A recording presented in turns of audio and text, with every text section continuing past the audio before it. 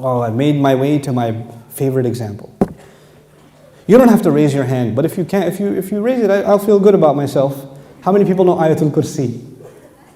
Ayathul Kursiy. The last example of the evening I want to share with you is Ayathul Kursiy. Okay, we're going to recite it together. أعوذ بالله من الشيطان الرجيم. الله لا إله إلا هو الحي القيوم لا تأخذه سنة ولا نوم له ما في السماوات وما في الأرض من ذا الذي يشفع عنده إلا بإذنه يعلم ما بين أيديهم وما خلفهم ولا يحيطون بشيء من علمه إلا بما شاء وسع كرسيه السماوات والأرض وهو العلي العظيم. Ayatul Kursiy is made up of 9 sentences.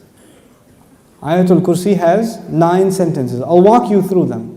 Allahu la ilaha illa huwa al-hayyul qayyum, number 1. La ta'khudhuhu sinatun wa la nawm, number 2. Lahu ma fis samawati wa ma fil ard, number 3. What's number 4? Man dha alladhi yashfa'u 'indahu illa bi idhnihi. That's number 4. يَعْلَمُ مَا بَيْنَ أَيْدِيهِمْ وَمَا خَلْفَهُم, number 5. Then, وَلَا يُحِيطُونَ بِشَيْءٍ مِّنْ عِلْمِهِ إِلَّا بِمَا شَاءَ, number 6. Then, وَسِعَ كُرْسِيُّهُ السَّمَاوَاتِ وَالْأَرْضِ, number 7. وَلَا يَؤُودُهُ حِفْظُهُمَا, number 8. وَهُوَ الْعَلِيُّ الْعَظِيمُ, number 9. 9 sentences. The first sentence is Allahu la ilaha illa huwa al-hayyul qayyum. It's a beautiful sentence which ends with 2 of Allah's names. What are those 2 names? Al-hayy, al-qayyum, the living and the source of all establishment. Everything stands and exists and is maintained because of Allah. What's incredible is that the last sentence, sentence number 1, has something in common with sentence number 9, which is وَهُوَ الْعَلِيُّ Azim. How many names of Allah in the last sentence? 2 names of Allah in the first sentence, 2 names of Allah in the last sentence. Okay. What's the second sentence? Before I go to the second sentence, let me tell you something about security. Security guards have a very hard job.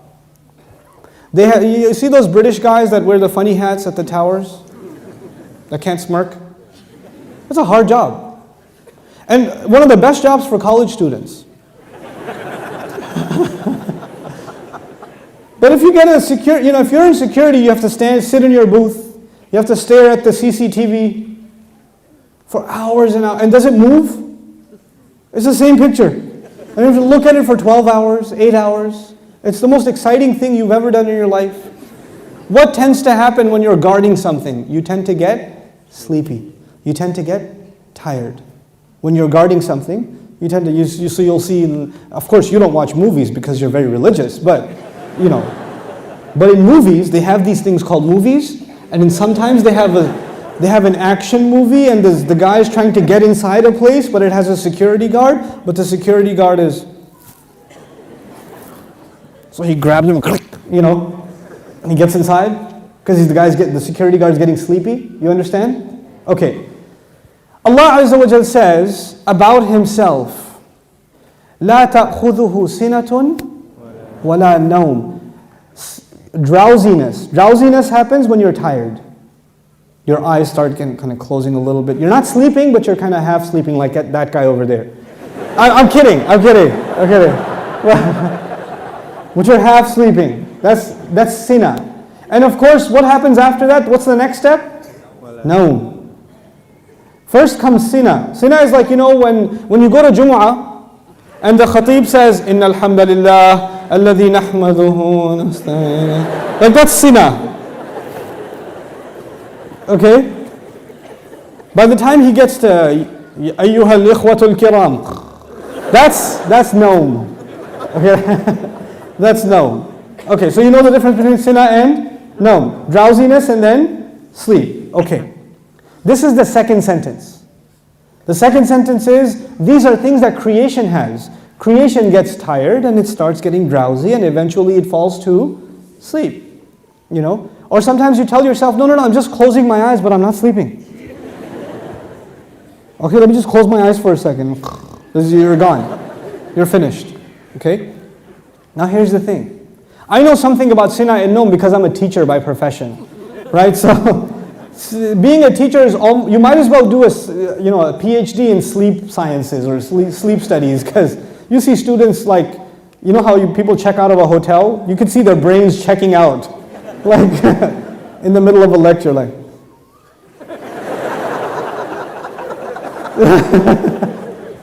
It's the best. This is the second sentence about sleep, about exhaustion and sleep, drowsiness and sleep. What was the second last sentence? وَلَا يَؤُودُهُ حِفْظُهُمَا. Guarding the skies and the earth does not exhaust Allah. When someone's exhausted, what do they get? Sina and Nom. The second sentence is actually connected to the second last sentence. لا تأخذه سنة ولا نوم ولا يؤوده حفظهما.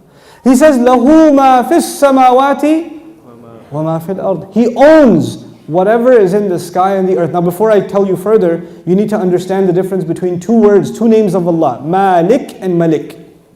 Two names of Allah, Malik and Malik. I hope I can explain this difference to you, because it'll make you appreciate these ayat like nothing else.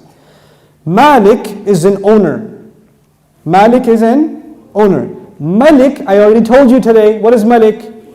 King. Is there a difference between a king and an owner? Yes. You are the owner of your pen, but you do not say, I am the royal sovereign of this ink pen. You don't do that. That doesn't make a lot of sense. You understand? Owners can be of small things. You can own a car, you can own a computer, you can own a phone, but you're not going to be the king of it. Kingdom is used for big things. Here's another problem. Ownership is about property. It's about property. But kingdom is not about, you're not the king over a tree or the king over a piece of land. You're the king over the people who live in that land. Kingdom is about controlling people. Ownership is about controlling objects. There's a difference. Now Allah says, لَهُ مَا فِي السَّمَاوَاتِ وَمَا فِي الْأَرْضِ. He owns whatever is in the skies and the earth. What is the ayah about? Ownership. The ayah is about ownership. And ownership, one thing about ownership, it's micro. So every single thing is owned by Allah. Okay. What's the third last sentence? Anyone remember? وَسِعَ كُرْسِيُّهُ السَّمَاوَاتِ وَالْأَرْضِ. His throne extends to the skies and the earth. When Allah talks about His throne, He's talking about His kingdom. One dimension of control is ownership. The other dimension is kingdom. Both completing the picture. Because if you're just an owner, you're not a king. And if you're just a king, you're not an owner. By the way, let me tell you the difference also. Nowadays in some countries we have kings. You can be the king of an island. But does that mean you own everything in that island? No. Allah is the owner of all things and the king of all things. Both of them are necessary. Just because you own, and by the way, it could be that somebody owns all the property but they're not the king. Is that possible? They own the property but the king is someone else. So they have property ownership but somebody else has authority. Or somebody has authority and no property ownership. But Allah is Malik and He is Malik. The Malik part of Allah's attribute, لَهُ مَا فِي السَّمَاوَاتِ وَمَا فِي الْأَرْضِ. Third sentence. The kingdom of Allah, وَسِعَ كُرْسِيُّهُ السَّمَاوَاتِ وَالْأَرْضِ. Okay. What's the fourth sentence? Let's go back. Allahu la ilaha illa huwa al-hayyul qayyum. La ta'khudhuhu sinatun wa la nawm. Lahu ma fi as-samawati wa ma fi al-ard. What's next? Man dhal ladhi yashfa'u 'indahu illa bi idhnihi. Let's understand this ayah first. Who will come and make shafa'ah with Allah except unless He gives permission? In other words, what is shafa'ah? Shafa'ah, if you don't understand the concept, because we use big English words like intercession. But let's make it simple.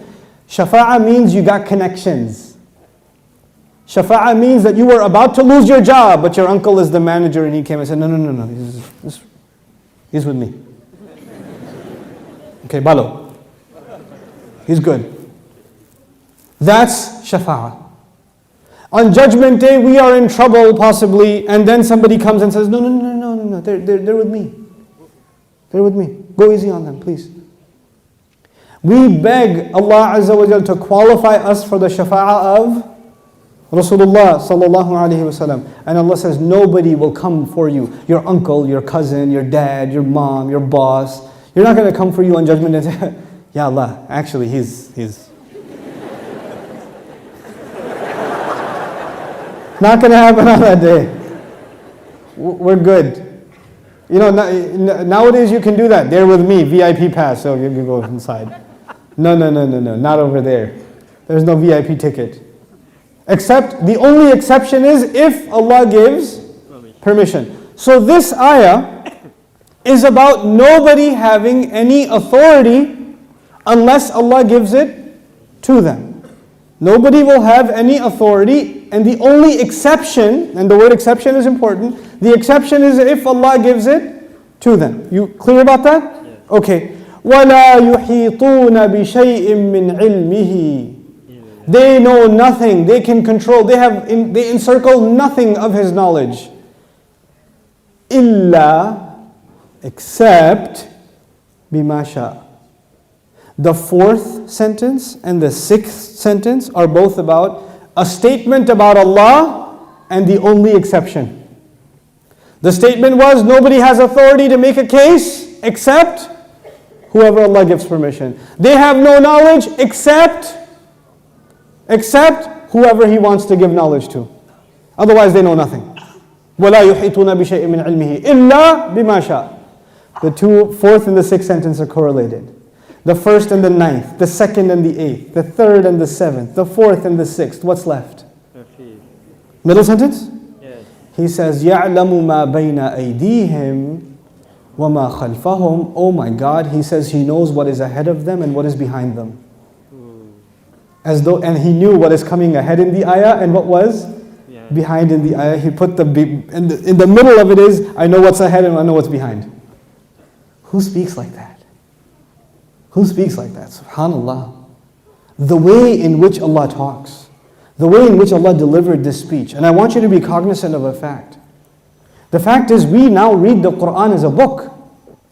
We read it as a text. We say sentence number 1, 2, 3, 4, 5, 6, 7, 8, 9. Did the Sahaba do that? Did the Rasul himself, sallallahu alayhi wasallam, says, look at sentence number 1 and sentence number 9 and 2 and 8 and 3 and 7? No, because he was just what? Speaking. He was speaking the Quran. We are able to see these things when they're put in writing. The Quran was so perfect when it was being given in speech. And which has more possibility of mistake? When you write something or when you say something? Oh man, when you say something, it's hard to take it back. Especially if it's on YouTube. That's hard. But if you're writing a nasty email, then you can, before you hit send, erase that and just say Eid Mubarak and then send it. You have a chance to take it back. But when you're saying something, it's done. There's no room to edit. There's no room to fix. Allah Azza wa Jal revealed this Quran not in writing. He revealed it in speech. He revealed it in speech. You know, I've sat with linguists, non-Muslim linguists, and I've shared some of these things with them, and they refuse to believe that the Quran is spoken. They refuse to believe it. They say it has to be written. It can't be spoken. I was like, you're right, it is written, just not in this world. It is written. You know, it's fi lawh al-mahfuz. It is written. But it was given to Rasulullah as speech. So it would become very clear to anybody who listens, this cannot be from a human being.